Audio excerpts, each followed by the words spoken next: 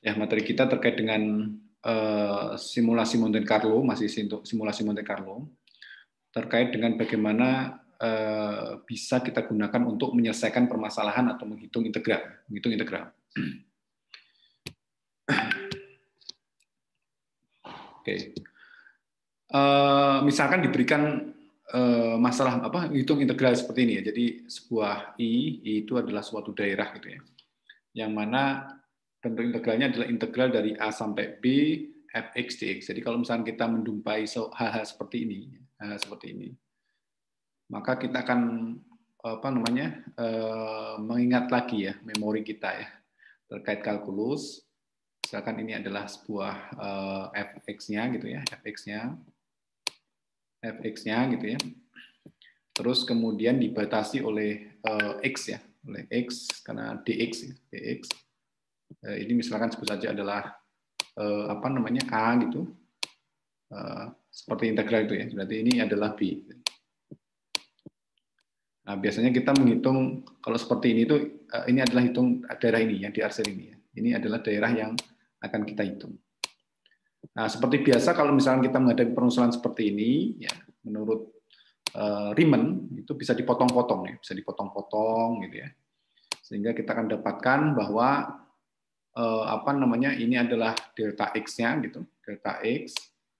Maka kita punya tingginya ya, tingginya adalah ini sebut saja adalah fx, fxi, fxi. Nah, biasanya kita buat partisinya seragam, gitu. Artinya lebar partisinya ditentukan gitu ya. Jadi lebar partisi itu apa?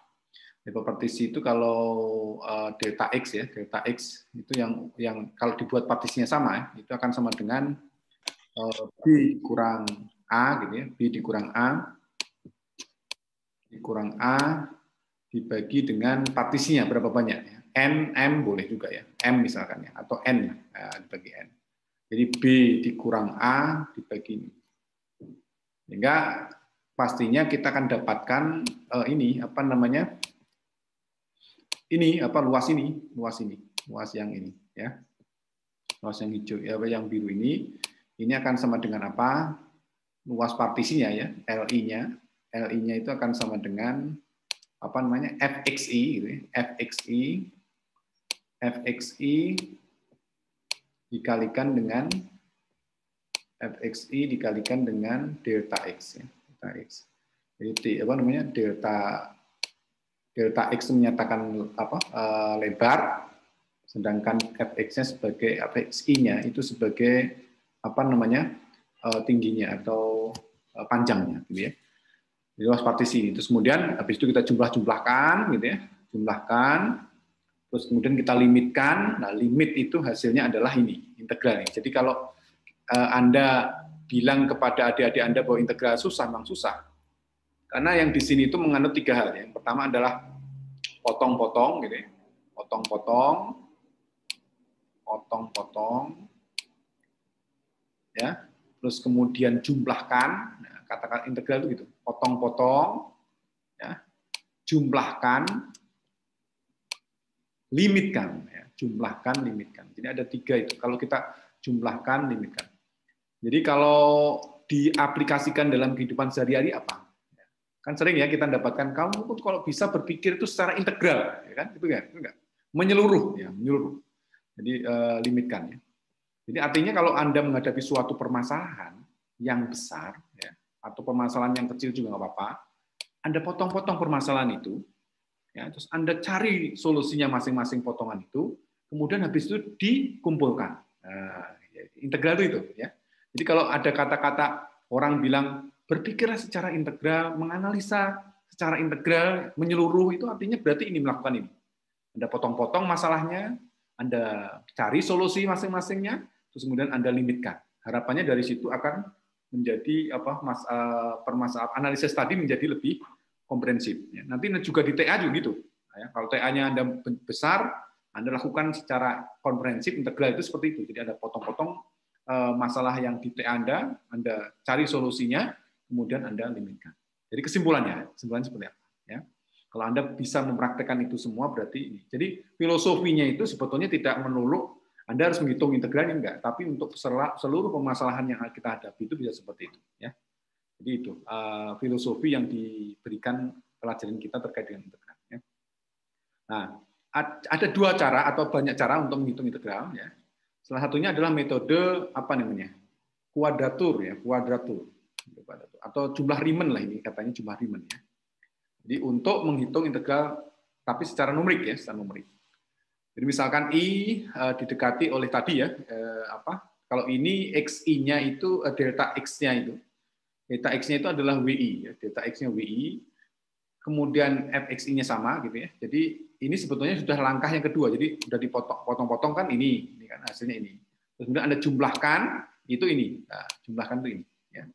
Di mana M di sini adalah jumlah partisi pada domain integral. Nah, kalau di sini contoh yang saya berikan adalah N, gitu. Kalau di sini adalah M, ya, contohnya itu.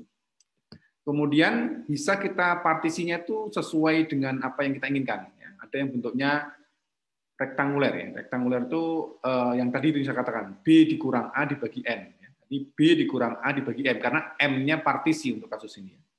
Di mana XI itu adalah A ditambah IWI. Jadi XI itu bergerak ya, A ditambah A itu dari awal nih.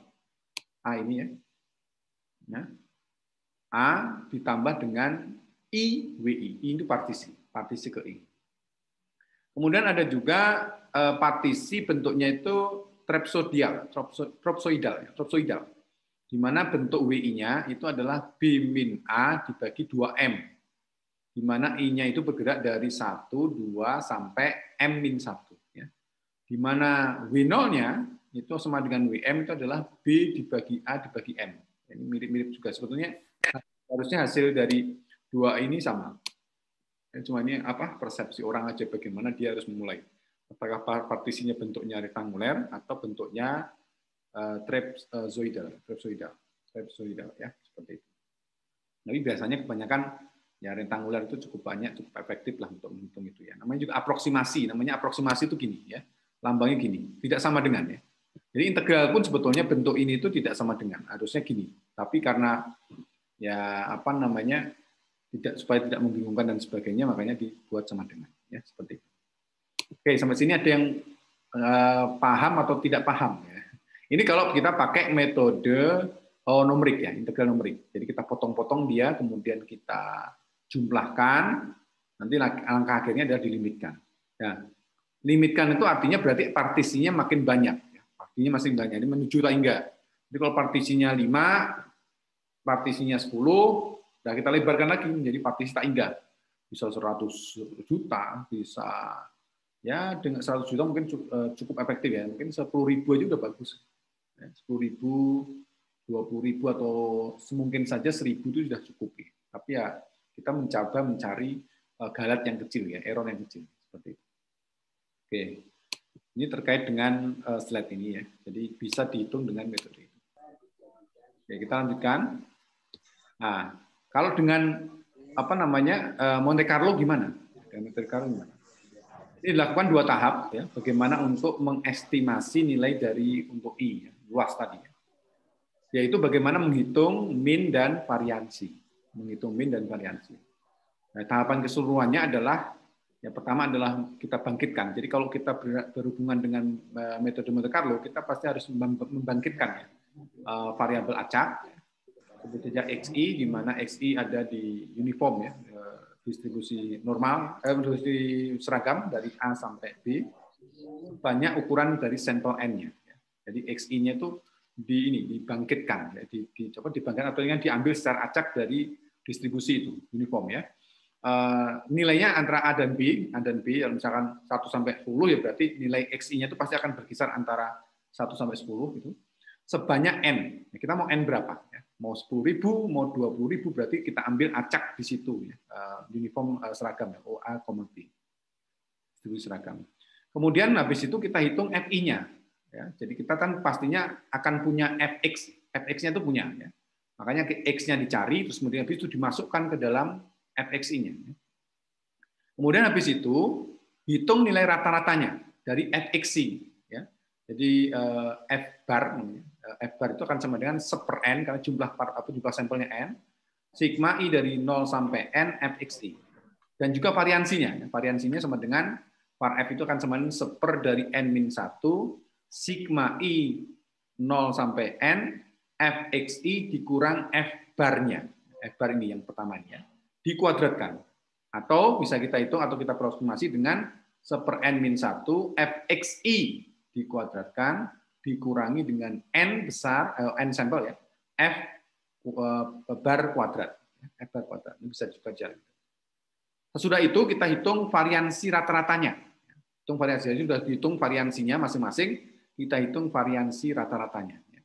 Akan didapatkan variansi dari F-nya dibagi dengan N, banyak sampel, sehingga di sini akan diperoleh selang kepercayaan untuk I-nya, I-nya itu di sekitar ini. Jadi I-nya itu ada di B dikurang A dikalikan dengan F bar plus minus dari K variansi F-nya. Jadi rata-rata dari variansi F-nya. Nah, biasanya K itu di apa? K itu adalah nilai pengali. Biasanya tergantung pada level of signifikannya ya. Jadi kalau misalkan atau selang kepercayaan di sini ya, selang kepercayaan. Dan kita ingin mendapatkan kepercayaan 5%, kita ingin mendapatkan kepercayaan 1%, kita ingin mendapatkan berapa persen, itu biasanya K-nya dicari ya dari distribusi normal ya, normal 0,1, dari situ K-nya akan kita dapatkan. Ya. Seperti itu. Nah, pada kasus integral di atas ya, volume integral V sama dengan B min A. Jadi volume integral itu dari V itu akan sama dengan B min A atau sama dengan integral dari A sampai B1 dx ya. Cara umum gimana ya? Seperti itu caranya ya, cara ngitungnya ya. Karena apa? Karena kita coba ini kita sudah atur-atur sedemikian rupa sehingga volumenya itu akan sama dengan B min A saja ya. Untuk kasus ini ya, untuk kasus ini. Nah, secara umum untuk kasus integral dimensi n-nya lebih besar dari 1, ini tidak mudah ya, tidak mudah membangkitkan bilangan acak uniform di semberang V-nya gitu ya. Nanti kita akan coba kalau misalkan Anda coba praktekkan kemudian ada masalah nanti kita diskusikan ya. Tapi untuk kasus ini kita akan coba menggunakan ini ya, menggunakan konsep-konsep ini sehingga dari sini konsep ini akan menghasilkan volume integralnya itu langsung B min A. Ya, tadi itu ya, tapi disyarat-syaratkan seperti ini, ya. Disyaratkan dulu seperti ini. Nah, itu metode Carnot yang pertama ya. Oke.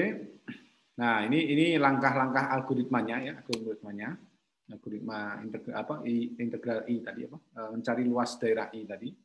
Di start dulu, kemudian diinputkan dulu nilai n-nya berapa, selangnya ya, selang dari integral dihitung dari mana ke mana, kemudian fungsi dari f-nya ya. Seperti biasa inisiasi I sama dengan 1, kemudian kita generate xi-nya uniform A sampai B, kemudian kita hitung fxi-nya langkahnya ya. Kemudian tanya I-nya sama dengan n enggak? Kalau misalkan ya berarti kita hitung f bar-nya variansinya dan variansi rata-ratanya. Kemudian kalau enggak kita lakukan lagi generate lagi dan seterusnya sampai I-nya sama dengan n ya, Sudah itu kita hitung ya, nilai f bar variabel variansi dari f dan juga rata-rata dari variansi f. Kemudian kita hitung ya, bahwa ini selang kepercayaannya ya. Jadi B min A dikalikan dengan f bar ditambah K ya, K var variansi rata-rata dan seterusnya. Ya. Ini adalah untuk K mendekati atau K distribusi normal 0,1 dengan kepercayaan adalah 1 min alfa. Itu triknya ya. Trik yang ini yang bentar saya coba.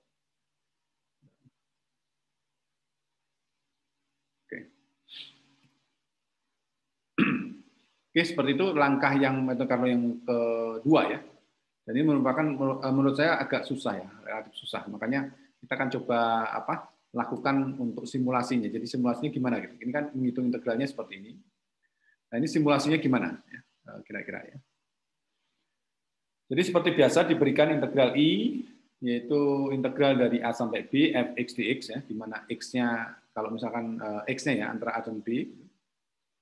Nah, kita akan membangkitkan atau jika membangkitkan bilangan acak distribusi seragam di semberang V itu tidak mudah ya, maka dapat dilakukan seperti menghitung luas area, Jadi seperti misalkan kita itu apa ya, seperti latihan kemarin. Jadi ini F-nya, ini F nih, garis F-nya ini F, apa fx-nya, persamaan fx-nya. Nah, terus kita main lempar, masih ketik mana nih, main lempar panah. Kita lempar panahnya, kemudian kita batasi nilai F-nya, yaitu min fx dan max dari fx-nya. Kemudian habis itu kita seperti membangkitkan bilangan random, tapi kita mungkin kalau dengan percobaan yang kita lakukan minggu lalu, itu seperti menjatuhkan korek api atau main lempar yang sasaran gitu ya. Ada anak panah kecil kemudian dilempar-lempar gitu. Nah, nanti kita dapatkan seperti ini ya. Jadi ada yang masuk dalam yang di merah ini, ada juga yang di luarnya. Ya. Tapi kita batasi daerahnya, ya. Kita batasi daerahnya. Nah, di sini kita definisikan fungsi GW.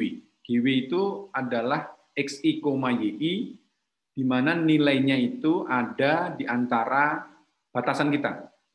Jadi X-nya antara A sampai B, sedangkan YI-nya itu dari min F dan max F-nya. Ya. Min F dan max dari F-nya. Nah ini max dari F itu ini. Ya, max dari F itu ini. Nah min-nya itu di sini. Ya. Mungkin saya tulis ya, min-nya ini. Min F ya. Untuk kasus ini ya. Untuk kasus ini. Jadi bawahnya itu adalah min F.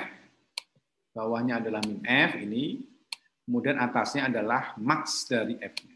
Artinya ya kita bikin daerahnya itu menjadi persegi panjang ya. Jadi nilai X-nya antara A ini sampai B-nya gitu. Nah, sedangkan nilai Y-nya itu dari min F sampai max dari F-nya. Ya. Kemudian definisikan GWI-nya itu adalah akan bernilai 1 jika YI-nya itu lebih kecil dari FXC-nya. Jadi artinya dia ada di daerah ini. Ya. Kalau misalkan ini kira-kira apa? Kuning ya misalnya. Di daerah ini. Artinya berarti ini kan nilai FX-nya kan? Nilai FX-nya. Ini nilai FX-nya. Nilai FX-nya. Nah, terus kemudian YI-nya, nilai Y yang kita lempar tadi, nilai selisihnya itu berarti ini kan di sini. Ya. Di sini YI. YI. Artinya dia di dalam, ini artinya di dalam dari daerah merah ini. Jadi terus 0 di sini, 0 di sini, atau mungkin sebut saja ada yang meleset sampai sini boleh juga. Tapi kalau meleset sini ya berarti nyawa, ya, taruhnya kalau misalnya banyak orang yang orangnya. Kemudian yang sini misalkan ya di sini gitu ya. Ya pokoknya itu daerah-daerah yang di mana YI-nya itu lebih besar nilainya dari FXI-nya. Itu akan bernilai 0, ya, bernilai 0. Maka kita akan definisikan atau menghitung integral I-nya itu luas I-nya ya. Luas I-nya yang merah ini I. Itu adalah dengan rumus sigma dari N dari I sampai 1 GW-nya yang nilainya 1, artinya yang di dalam daerah FX ini dibagi dengan N itu adalah total dari sampelnya. Kemudian dikalikan dengan maksimum F dikurangi minimum F, ini sebagai panjang ya, panjangnya. Kemudian yang ini sebagai lebarnya. Jadi ini itu adalah menceritakan luas ya. Ini luas nih, luas dari total, luas total ya. Luas total. Luas total kan panjang dan lebar kan? Panjang dan lebar kan? Nah, panjangnya apa? Panjangnya tadi ya min F maksimum F dikurangi min F. Sedangkan lebarnya itu adalah B dikurang A. Ya, ini sebetulnya menyatakan ini luas dari ini segi 4 ini. Ya. Nah, terus kemudian ya tadi itu sigma I dari 1 sampai N GW itu adalah titik-titik di daerah merah. Titik-titik di daerah merah, sedangkan N-nya itu adalah jumlah dari atau total dari sampel titiknya. Ya, sampel titiknya. Nah, kemudian dikalikan dengan panjang dan lebarnya. Ya. Ini konsepnya sama dengan apa yang kemarin kita pelajari. Kita lempar, terus kemudian yang masuk dalam area itu dihitung, atau sebut saja kalau misalkan yang korek api itu yang nempel di garis, gitu, kita hitung, dibagi dengan jumlah korek api yang kita lempar, dikalikan dengan sesuatu, ya kan? 2L per D, ya nggak? 2L per D. Kalau ini maksimum F dikurangi minimum F dikalikan dengan B min A, karena daerah kita adalah daerah persegi panjang atau persegi panjang atau mungkin persegi seperti itu. Ya. Sampai sini paham nggak atau gimana? Ini cara yang mungkin lebih mudah ya. Kalau tadi kan teorinya ya, teorinya dari sekarang coba kita ganti dengan simulasinya, ya, dengan simulasi dengan integral numerik, ya, metode Monte Carlo-nya, ya, seperti itu. Silahkan kalau ada yang mau ditanyakan.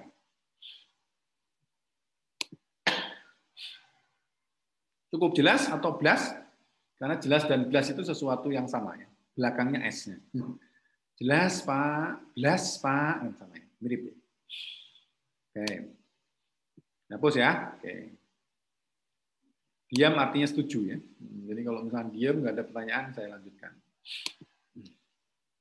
Oke, nah ini adalah bagaimana kita membangun algoritma 2 tadi. Algoritma 2 integral numerik ya. Kita input dulu apa itu fungsi f-nya, fx-nya berapa, fx-nya didefinisikan biasanya selang ya, selang dari A sampai B, kita hitung integralnya dari mana ke mana. Kemudian n itu adalah jumlah sampelnya dan inisiasinya i sama dengan 1. Jadi kita apa ya? Iterasinya kita hitung dulu 1. Kemudian tentukan minimum dari fx-nya dan maksimum dari fx-nya, di mana nilai x-nya itu ada di selang AB. X-nya harus di selang AB. Jadi ini syarat. Ya. Jadi kita hitung min-nya, min apa namanya dari fx-nya dan min dari maksimum dari fx-nya, tapi x-nya harus ada di AB. Kemudian habis itu bangkitkan pasangan acak, ya. Bangkitnya pasangan acak karena kita bermainnya kan xi dan yi, di mana xi-nya itu ada di random dari A sampai B, kemudian y-nya juga random dari minimum f dan maksimum f-nya. Kemudian habis itu hitung GW-nya, GWI-nya.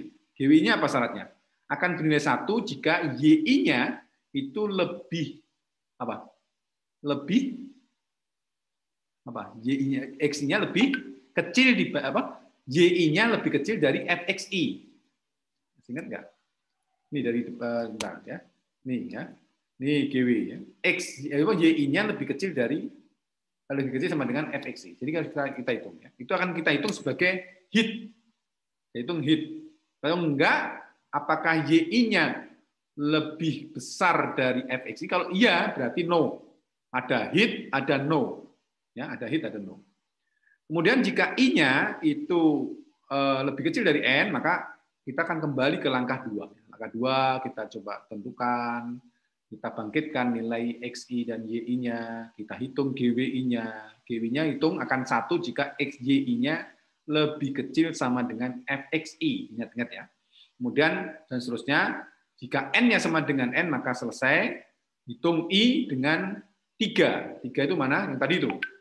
Sigma dari GWI-nya dibagi dengan N atau jumlah totalnya dikalikan dengan F max dikurang F min, kemudian dikalikan dengan B min A. Ya, sama 3 ya, masih ingat nggak? Nih ya kan, nah, saya masih ingat. Sigma I dari 1 sampai N, GWI dibagi N, maksimum dari F dikurang minimum F-nya dikalikan dengan B min A. Ya, seperti itu. Jadi kembali ke 3 dan selesai hitungan kita ya. Itu menghitung dengan metode Monte Carlo. Nah, kalau ada yang tanyakan, kalau enggak kita lanjutkan. Nah, kalau ada yang tanyakan. Ya, berikutnya ini adalah algoritma atau flowchart dari algoritma 2 tadi.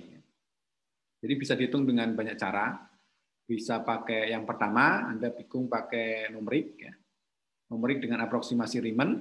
Kemudian algoritma 1 dengan variansi dan min-nya. Kemudian yang ketiga bisa menggunakan algoritma 2 ini ya, dengan menggunakan ini. Ya, jadi pertama-tama kita input ya nilai f-nya, kemudian selang AB-nya, kemudian n-nya jumlah sampelnya, kemudian kita inisiasi i-nya dari 1 ya, i-nya dari 1, q-nya itu menghitung nilai hit-nya ya, nilai hit-nya jumlah hit-nya berapa ya. Tentukan nilai minimum F dan maksimum F-nya, kemudian kita generate ya, XI-nya itu di uniform ya, seragam AB, kemudian YI-nya kita pilih uniform min F, maksimum F-nya ya. Habis itu kita coba cek. Kita cek apakah dia hit atau no ya. Jika YI-nya itu lebih kecil sama dengan FXI-nya, maka apa namanya? Kita hitung ya. Dia sebagai hit. Jadi artinya Q-nya akan nambah 1 ya. Q-nya plus ya. Kemudian kalau no, dia masih ditanya terkait dengan apakah I-nya sama dengan N. Ini juga sama, I sama dengan N. Kalau belum, berarti lanjut lagi. Jadi kembali lagi, kita generate lagi XI-nya dan YI-nya. Kita pilih lagi, kita pilih acak lagi. Terus kemudian kita masukkan lagi, dan seterusnya, sampai I-nya sama dengan N. Ya, kalau misalkan yes, kita hitung. I-nya akan sama dengan jumlah hit-nya, Q-nya, dibagi dengan N, jumlah total randomnya, sampelnya, kemudian dikalikan dengan lebar atau luas dari yang kita ini, yang jadi sasaran tadi, yaitu maksimum F dikurang minimum F dikalikan dengan B min A. Nah, selesai seperti itu. Ya, itu adalah flowchart algoritma 2. Kemudian berikutnya, nah ini adalah beberapa program Python ya untuk metode rektangular dan trapezoidal. Ya. Ini Python library biasanya kita bangkitkan beberapa library yang dibutuhkan, NumPy, kemudian matplotlib-nya, matplotlib.plot, kemudian pandasnya ya. Kemudian kita definisikan ya mungkin supaya mudah ya, fungsi mudah dengan rumusnya 3 dikalikan X pangkat 2 gitu ya. Kemudian ada juga fungsi yang mungkin lebih berat dari ini ya. Misalkan seper N akar dari 2 kali N NPI kemudian dikalikan NP eksponen dari ini NP.skrt itu adalah memanggil NumPy untuk akar dari 2pi gitu ya, 2pi dikalikan dengan eksponen min x kuadrat dibagi 2. X kuadrat bagi 2. Jadi kalau misalkan kita coba tuliskan kalau yang ini kan berarti apa nih? Kan gampang ya. Fx-nya akan sama dengan apa? Fx-nya sama dengan apa? 3 ya, 3 dikalikan dengan x kuadrat. Nah, ini yang kita cari hitung integralnya ya. Kemudian yang kedua ini berarti fx-nya itu adalah apa nih? Seper ya. Wah, susah ini. Seper dari apa nih? 2pi ya. 2pi terus kemudian dikalikan dengan eksponen min x kuadrat bagi 2. Nah, gini kayak. Atau gimana ya? Benar nggak nih rumusnya ini ya? Jadi seper NP skrt akar dari 2pi kemudian dikalikan dengan eksponen min x kuadrat dibagi 2 ya. Benar ya? Seperti ini ya rumusnya. Oke. Terus kemudian kita hitung A dan B-nya itu antara min 5 sampai 5 ya. N-nya berapa? N-nya 1000 nih, N-nya 1000. Ya. Kemudian kita plot x az function-nya min 5 sampai 5. Kemudian untuk x hat-nya yang nomor 2 ini kita hitung function-nya. Kemudian dihitungnya di antara min 1 sampai 1 ya. Jadi dua hal ini beda, ini dari 5 sampai min 5 sedangkan ini dari min 1 sampai 1. Kemudian kita hitung dengan langkah yang pertama yaitu program integral numerik dengan rektangular dan trapezoidal ya. Itu yang pertama adalah kita menghitung rektangulernya ya, rektangulernya dengan ini rumus ini ya. Jadi dx-nya x2 min x1 dibagi n. Kemudian kita hitung ya dengan ini sumnya berapa kita hitung jumlahnya. Kemudian berikutnya dengan menghitung integral dengan trapezoidal ya. Trapezoidal misalkan az function-nya juga ya dengan n ini 10.000 ini 10.000. Kemudian menghitungnya adalah dengan ini x1 function n-nya dari ini kemudian dikurangi dengan 0,5 dikalikan x1 ditambah x2 dibagi n. Ini rumusnya ya, rumus dari yang di depan tadi ya. Ini kita hitung program integral numerik untuk rektangular dan trapezoidal. Kemudian kita teruskan ya. Oke, selanjutnya, nah ini adalah program integral untuk simulasi Monte Carlo-nya. Nah, ini dari integral kita hitung dengan algoritma yang pertama dengan menghitung min dan variannya juga, tapi ini sebetulnya tinggal memanggil ya, tinggal memanggil seperti ini, min dari function x-nya dikalikan dengan x2 dikurang x1. Terus kemudian satu lagi adalah algoritma 2 yang tadi diceritakan panjang lebar tadi. Y1-nya adalah minimum dari function, Y2-nya adalah max-nya. Ya. Kemudian kita print, terus kemudian kita hitung ya dengan samaan penyamaan yang tadi kita ini. Jadi X-nya dihitung random. Terus kemudian kita cek akan nilai 1 jika B-nya, nilai B-nya itu lebih kecil dari function dari A-nya. Jadi Y-nya itu lebih kecil sama dengan fxi-nya gitu. Jika tidak maka ya no. Terus kemudian kita hitung hit-nya ya, Kemudian kita coba print integralnya dan sebagainya di sini. Terus kemudian habis itu kita ini ya. Oh, ini dia hitung dari min 5 sampai 5 padahal tadi di soal tuh min 1 sampai 1 ya. Enggak apa-apa lah ya. Jadi kalau misalnya kita coba hasil simulasi dan perbandingannya seperti ini. Jadi yang pertama kita hitung yang ini ya, 1/akar 2pi. Oh, ada 1/akar. Oh, tadi 1/akar enggak ya? Saya lupa kayaknya. Ada akarnya enggak ya? Ada akarnya. Ini ada akarnya 1/2pi eksponen min x kuadrat dibagi 2 dx. Kemudian satu lagi adalah ini. Jadi nanti kalau bisa Anda tampilkan juga ya simulasinya seperti ini yang untuk menghitung integral ini. Kemudian satu lagi adalah ini ya, langkah ini. Terus kemudian kita plot, ini adalah menggunakan, ya ini kita coba bandingkan Monte Carlo-nya yang hijau, kemudian nilai eksaknya, nilai eksak ini kita bisa hitung sebetulnya, kita hitung, terus kemudian rektangulernya dengan metode rektanguler dan juga trapezoid ya. Trapezoid ini juga saya kira akan sama, mirip sebetulnya. Gambar-gambarnya akan membuat sama gitu ya, sama dalam artian hitungannya saya kira akan mirip-mirip, tidak jauh beda ya seperti itu.